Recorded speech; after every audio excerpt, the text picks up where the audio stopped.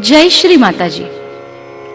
We cordially welcome you to this session of collective Sahaj meditation. For the benefit of new seekers, we give some information in brief.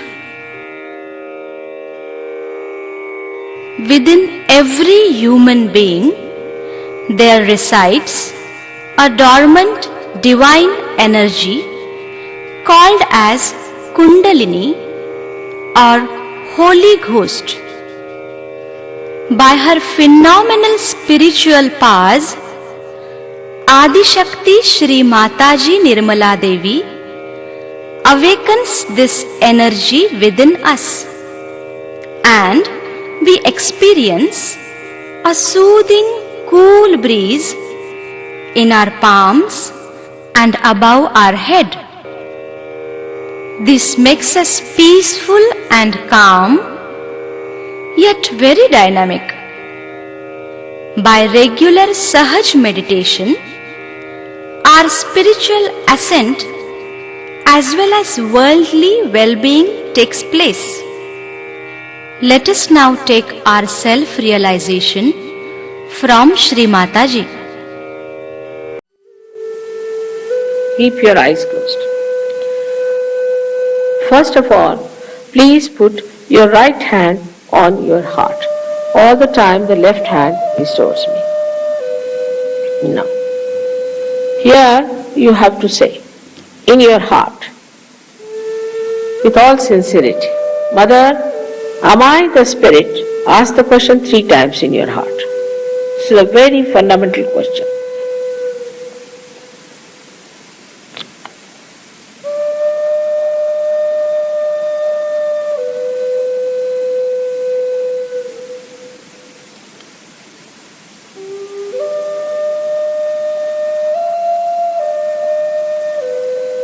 Now bring the right hand on to the left hand side of your stomach, in the upper part.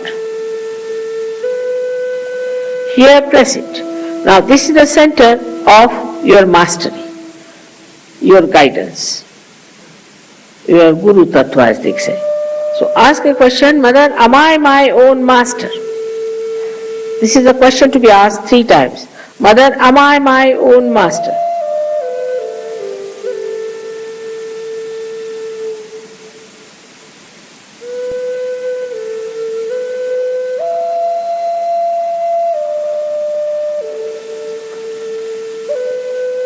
Now, bring your right hand down below, in the lower part of the abdomen.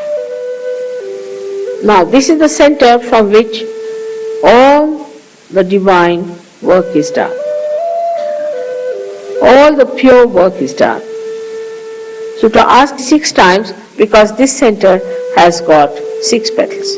Mother, please give me pure knowledge. 6 times you just ask. As a result of this asking, the Kundalini starts getting awakened.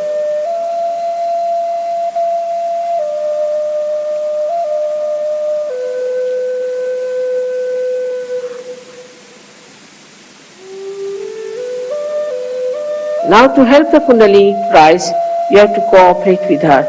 So please put your right hand on the left hand side in the upper part of your abdomen and press it on the stomach. Now here you have to say with full confidence, to help the Kundalini to rise, Mother, I am my own master. This you have to say 10 times. These are the 10 commandments which you have to say. That, Mother, I am my own master.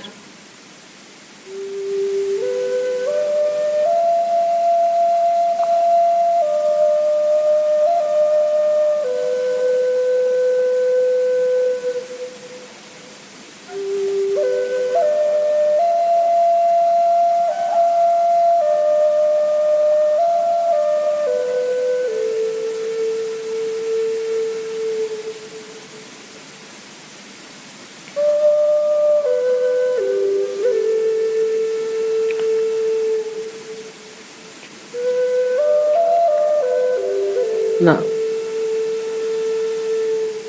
10 times with full confidence. Now please raise your right hand to your heart.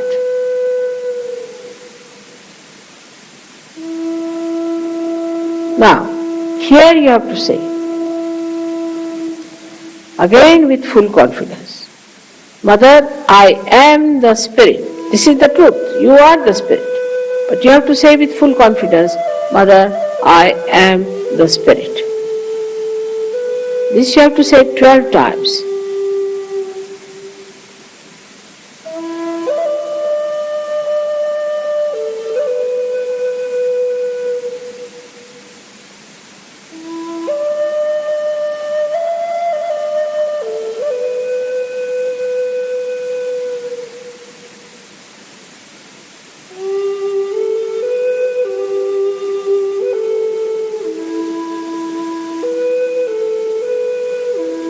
Now one has to know that God Almighty is the ocean of love.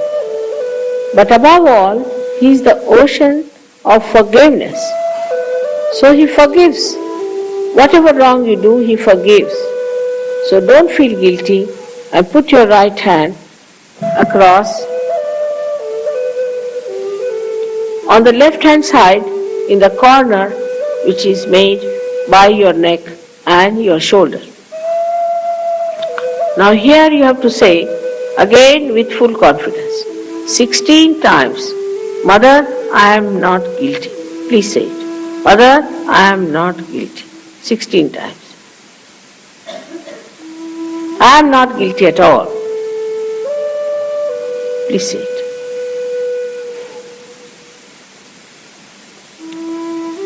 Please say it.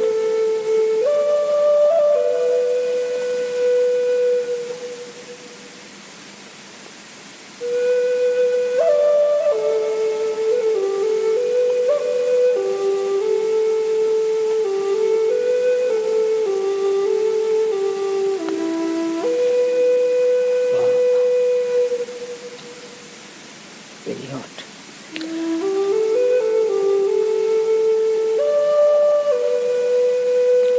Now raise your hand across on your forehead. And it's a very important center. Here you have to say from your heart, Mother, I forgive everyone. Please say it from your heart. How many times is not the point. Mother, I forgive everyone. Now some would say that it's very difficult to forgive. But it's a myth that we do not forgive or we forgive. We do not do anything in both the cases. But if we don't forgive, then we play into wrong hands. So please say from your heart, Mother, I forgive everyone.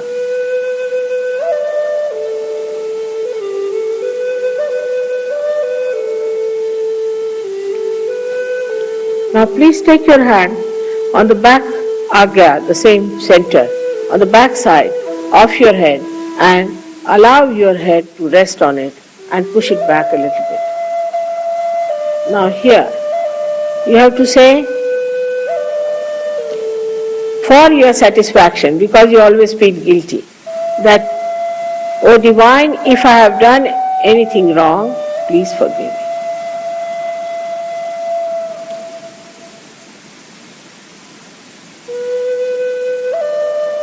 Please forgive me. From your heart. Stretch your hand fully and put your center of your palm on top of the fontanelle bone area, which was a very soft bone in your childhood. Press it hard. Press hard your scalp. Now you have to move it 7 times, saying one thing, which you have to ask for. Mother, please give us my self-realization, because I cannot force on you. So you have to ask for it. 7 times, press it hard and move it 7 times, very hard. slowly, saying that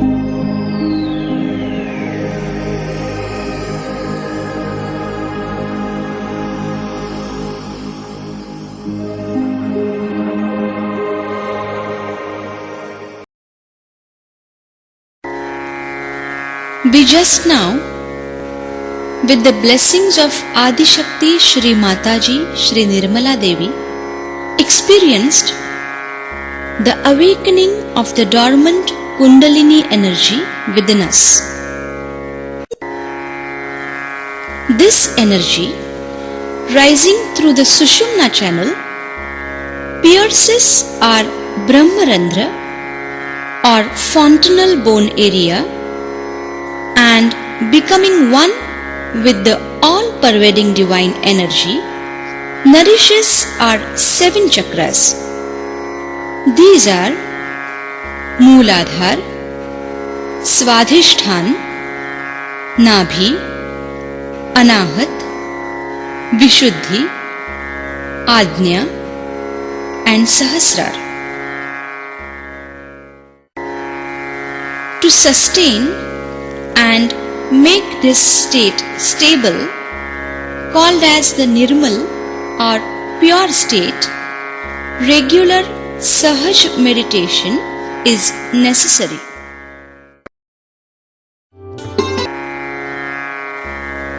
Come, let us now in brief learn about the Bhavasagara.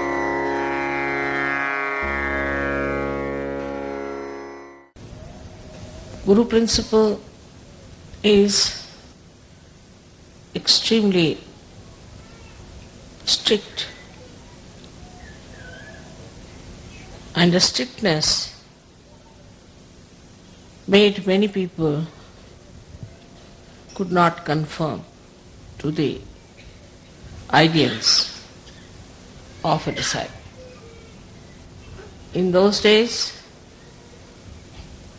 the Guru had to be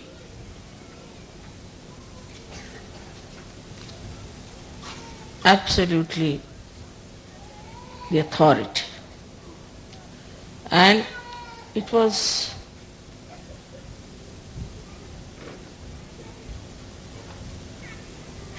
the Guru who would decide which disciples he'll have. And one had to go into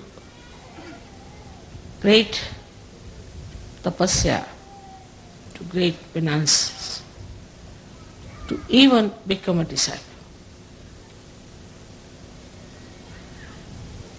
And this hardship was the only way the Guru used to judge. Gurus would always live in jungles, and they would select their disciples, very few, very, very few. And they had to go and beg food from the neighboring villages and cook food for their Guru with their own hands and feed the Guru.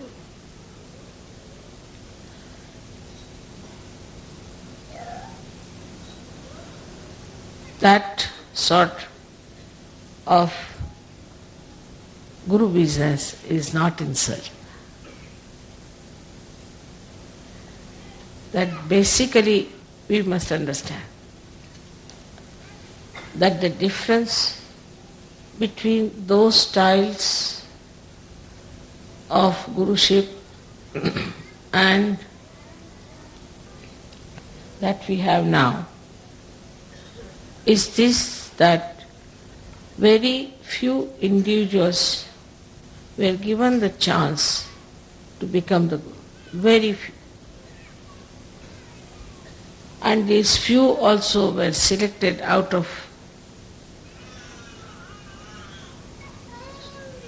quite a lot of people, and they felt that there was something really special, that they are being selected, chosen, and that whatever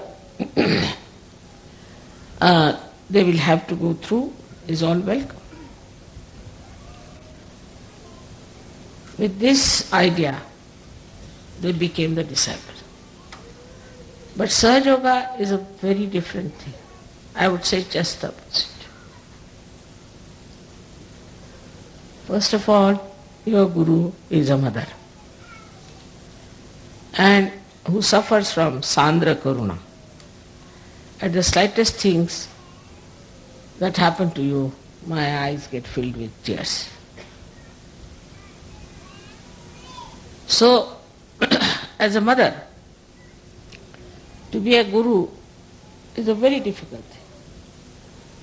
But at the same time, for you to achieve heights is also difficult. Because you get lost when I love you so much, and in that love you forget sometimes that the progress in your being is very slow. It is important that in Sahaja you have to be strict with yourself. That's why I said that you have to be your own guru, which people do not understand what it means. You have to be your own guru means you have to guide yourself, you have to treat yourself as your disciple, and you have to trim yourself. If you do not understand the responsibility as Sahaja of working it out yourself, everything, you cannot move very fast, because it is a different type of relationship between the Guru and the disciples. So first, I have always said you become your own Guru. So you have to make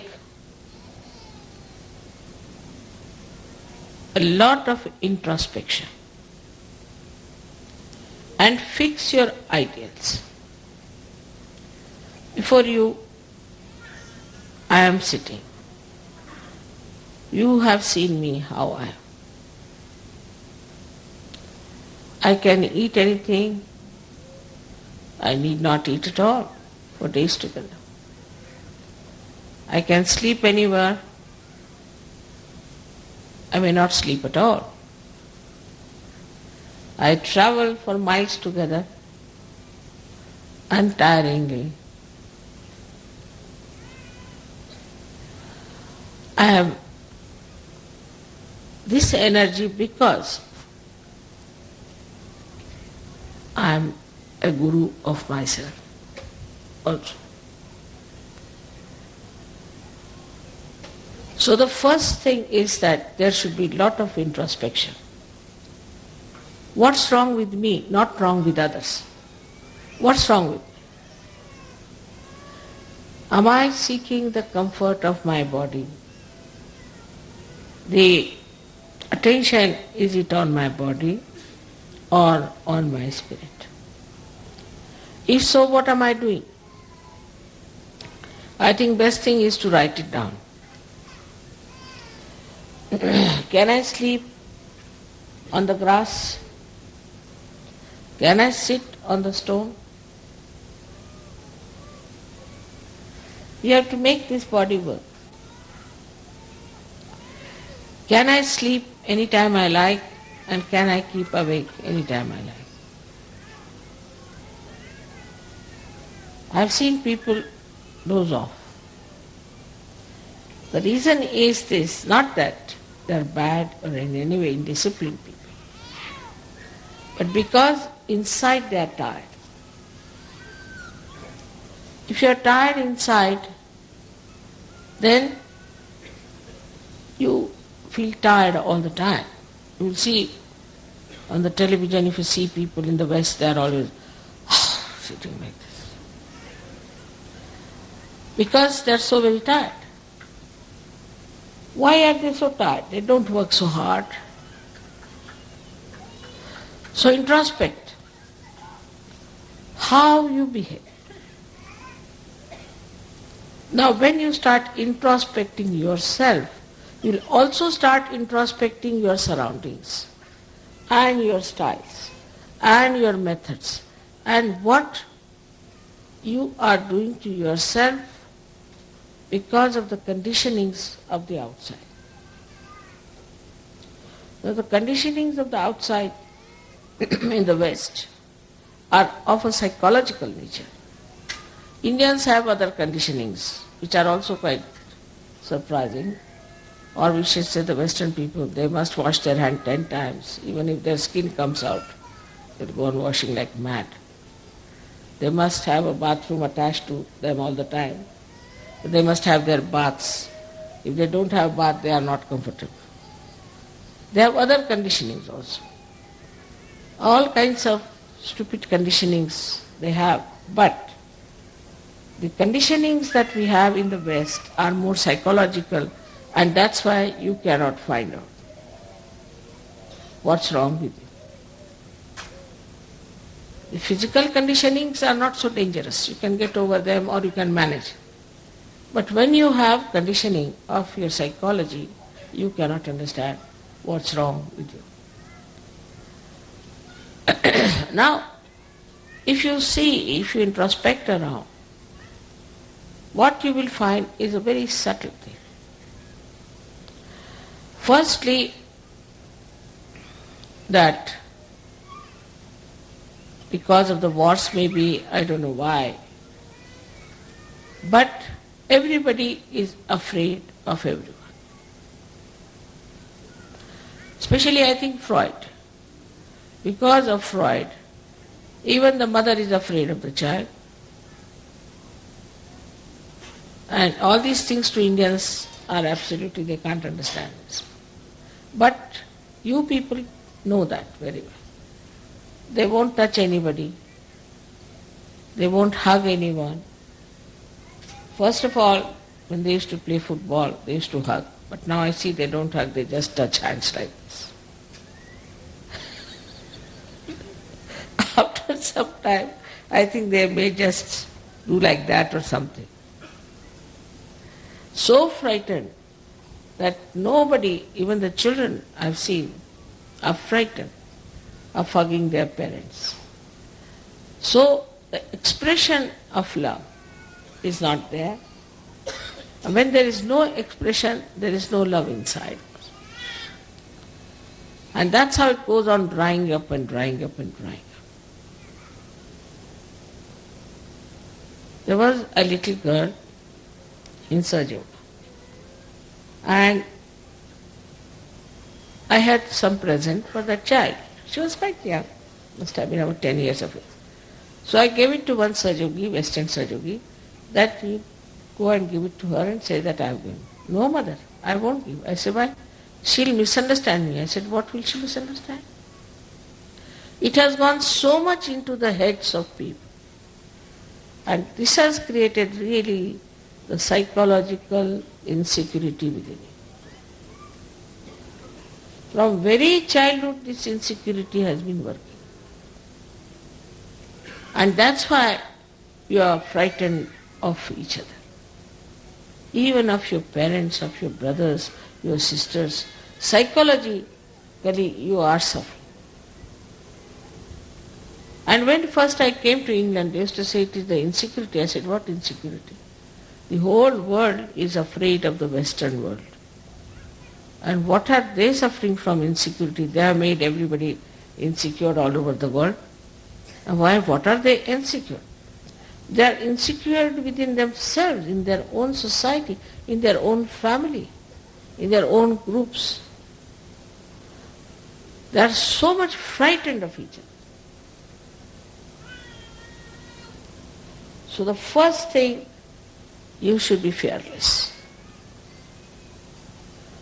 You are a Sahaja, you are no more immoral. Cannot be immoral. If all the time, if you start thinking that you are immoral, and if you do something it is immoral, and that you have to go and do some confession somewhere, then what is going to happen to you? What sort of a personality you will have?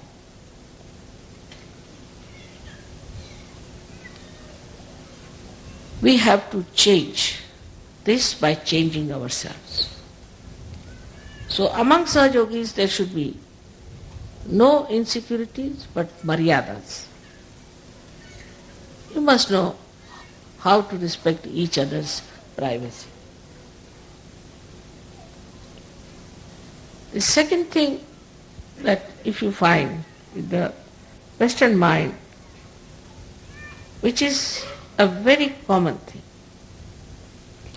that they are bombarded by criticism.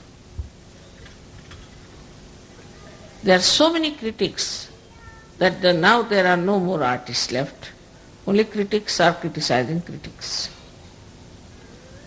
All artists are finished. They are all the time criticized. Somebody will come in. There's an education on criticism. They may not know how to play any instrument. They may not know how to sing. But they can criticize. All right. So all the time in your mind is a way that you always feel that somebody will criticize if you do this. All the time the fear is there that somebody will criticize. So, should I say or not? As Sahajogis, you shouldn't worry about these stupid people because they are blind, and if they want to criticize, you let them criticize. What does it matter? Makes no difference. But this you have to build up within yourself. Now the third is even worse, which I don't know if you have noticed or not. I don't know how it has gone into the heads of the Western minds that you must always see to the other side of the back, even if you are standing on this side, to be fair. And never to say something that you are sure of. Like you ask anyone, how are you? He'll say, always. Nobody will say, I'm perfectly all right. Nothing wrong with me. What's wrong? Perfectly all right. Thank you very much. But it is never. They're not sure of themselves all the time. It's shaking. And this shaking inside gives you a personality which can never progress. Progress comes when you put your step forward, you put your foot firmly on that point, and then put the second step forward, like as you climb on a mountain. But in the first place only, if you are still thinking that it's halfway through, then how can you go further? You'll only move on two steps, this or that or this or that. This is another very big psychological detergent, I should call it, or detrimental thing for your progress.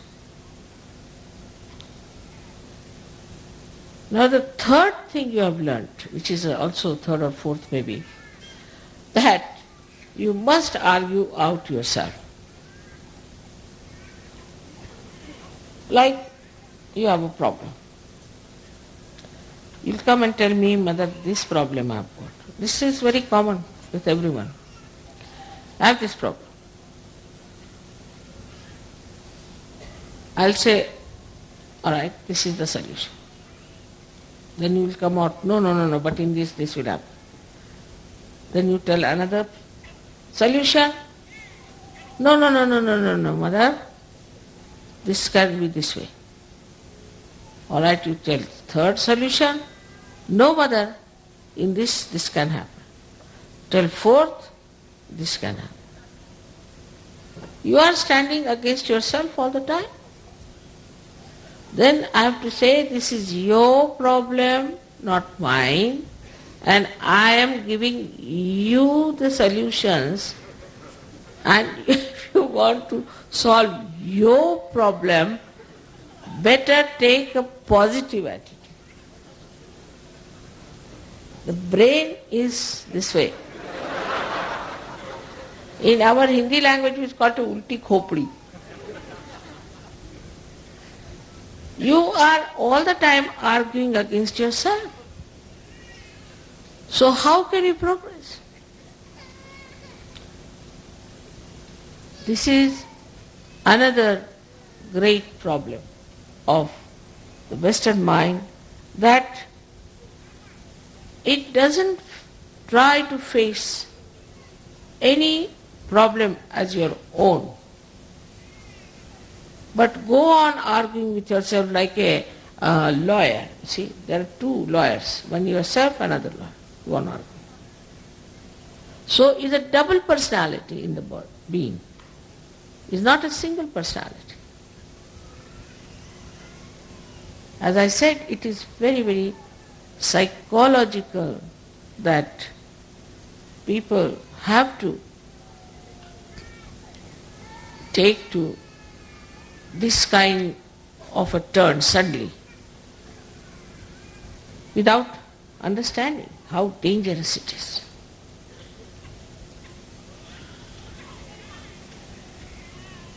With the enlightenment of your brain, they should.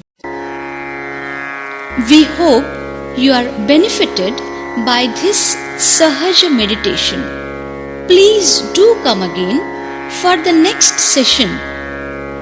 Jai Shri Mataji.